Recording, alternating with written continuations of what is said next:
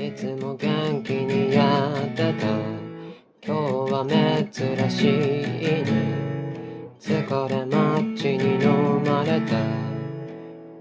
遠くの便りをたどり歩いてきた。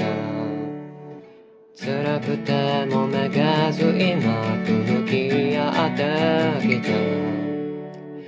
明日の君はいつか見た光のように冷たい風の中でも輝いて見えた。忘れた傷もどうしようもない時の